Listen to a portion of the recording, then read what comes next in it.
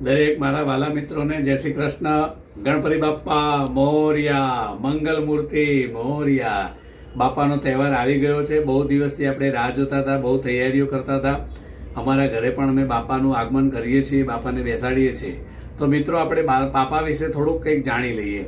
ગણપતિ દાદા, બાપા કહો, દાદા કહો, એ લોકો એમને એટલા માટે યાદ કરે છે કે એમને વરદાન મળેલું છે માતા અને પિતાનું, કે એમણે માતા અને પિતાની પ્રદક્ષિણા કરી સાબિત કર્યું કે જીવનમાં એમનાથી મોટા કોઈ ભગવાન નથી.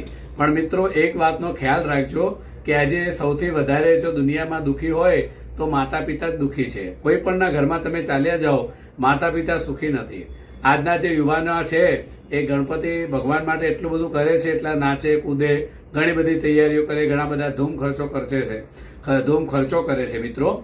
પણ જ્યાં સુધી મા બાપના આશીર્વાદ નહીં મળે ને ત્યાં સુધી તમારા ગણપતિ ભગવાનની કે કોઈ પણ ભગવાનની પૂજા કરો, તમને એનો કોઈ મતલબ નહીં નીકળે મિત્રો.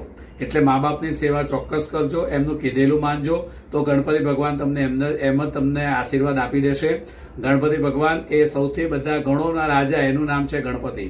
ગણ એટલે કે સમુદાય, સમુદાયને લઈ આપણા પરિવારમાં જે બધાને લઈને ચાલે એનું નામ છે ગણેશજી. એટલે ગણપતિ ભગવાન એ બહુ સુંદર દેવતા છે. અને ભગવાન ગણપતિના જો તમે પેટ જોવો છો, ગણપતિ ભગવાન બધા ભગવાન કરતા એમનું સ્વરૂપ મિત્રો બહુ અલગ છે. ગણપતિ ભગવાનનું પેટ મોટું છે. ભગવાન કહે છે કે મન મોટું રાખો તો જીવનમાં તમે આગળ વધશો, પણ આજે ઊંધું થવા લાગ્યું છે. લોકોના મન ટૂંકા થઈ ગયા અને પેટ બધાના વધવા લાગ્યા છે. ગણપતિના કાન છે સુપડા જેવા. સુપડાનું કામ છે ખરાબ વસ્તુ કાઢી અને સારી વસ્તુ રાખવી.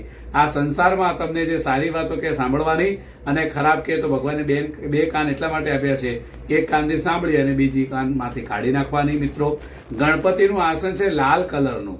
લાલ નિશાન છે ગુસ્સાનું. તમે જીવનમાં કદી ગુસ્સો નહીં કરશો. ગમે જેટલું તમે સારું કામ કરો, પણ જો તમે ગુસ્સો કરશો ને તો જીવનમાં તમને કંઈ પણ નહીં મળે.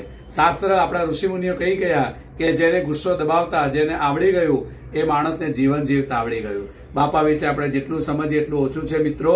તો ગણપતિ બાપાની ખૂબ જ સેવા કરજો, પૂજા અર્ચના કરજો, ભક્તિ ભાવથી કરજો.